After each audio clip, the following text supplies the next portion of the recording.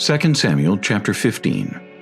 After this had happened, that Absalom provided himself with chariots and horses and 50 men to run before him. Now Absalom would rise early and stand beside the way to the gate.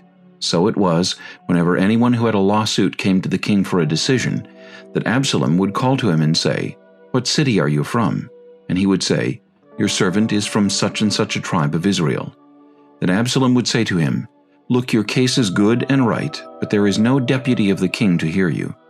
Moreover, Absalom would say, "Oh, that I were made judge in the land, and everyone who has any suit or cause would come to me, then I would give him justice." And so it was, whenever anyone came near to bow down to him, that he would put out his hand and take him and kiss him. In this manner Absalom acted toward all Israel who came to the king for judgment.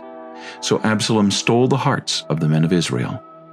Now it came to pass after 40 years that Absalom said to the king, "Please let me go to Hebron and pay the vow which I made to the Lord. For your servant took a vow while I dwelt at Geshur in Syria, saying, 'If the Lord indeed brings me back to Jerusalem, then I will serve the Lord.'" And the king said to him, "Go in peace."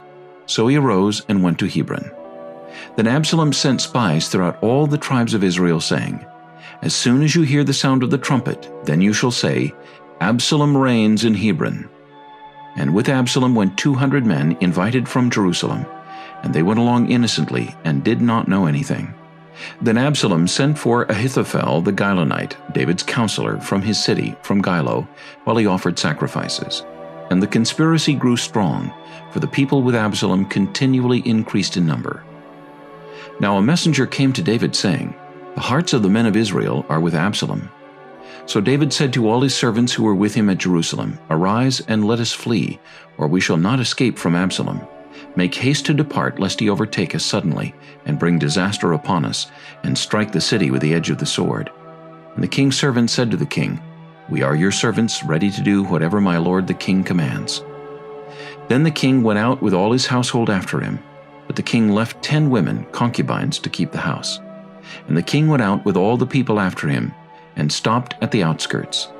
Then all his servants passed before him, and all the Kerethites, and all the Pelethites, and all the Gittites, 600 men who had followed him from Gath, passed before the king.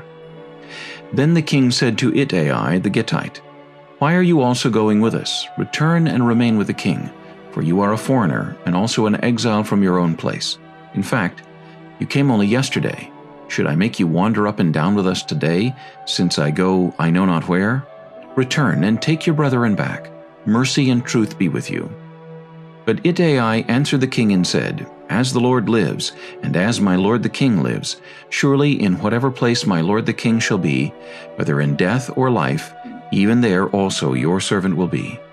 So David said to Ittai, "Go and cross over." Then Ittai the Gittite and all his men and all the little ones who were with him crossed over. And all the country wept with a loud voice, and all the people crossed over. The king himself also crossed over the brook Kidron, and all the people crossed over toward the way of the wilderness. There was Zadok also, and all the Levites with him, bearing the ark of the covenant of God.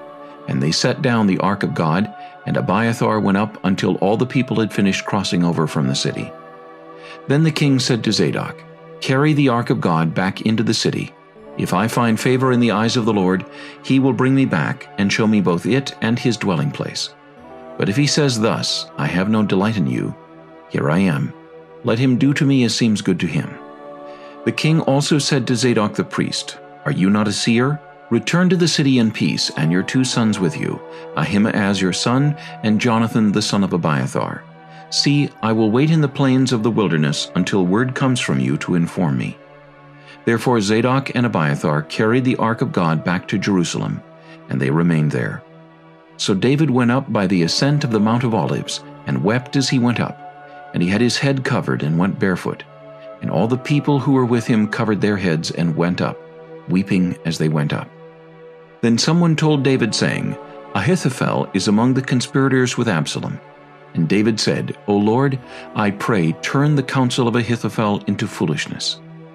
Now it happened, when David had come to the top of the mountain, where he worshipped God, there was Hushai the Archite coming to meet him with his robe torn and dust on his head. David said to him, "If you go on with me, then you will become a burden to me.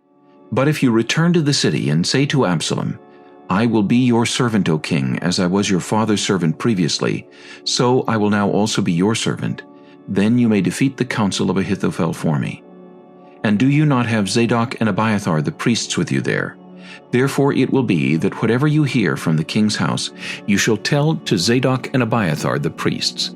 Indeed, they have there with them their 2 sons, Ahimaaz, Zadok's son, and Jonathan, Abiathar's son, and by them you shall send me everything you hear. So Hushai, David's friend, went into the city, and Absalom came into Jerusalem.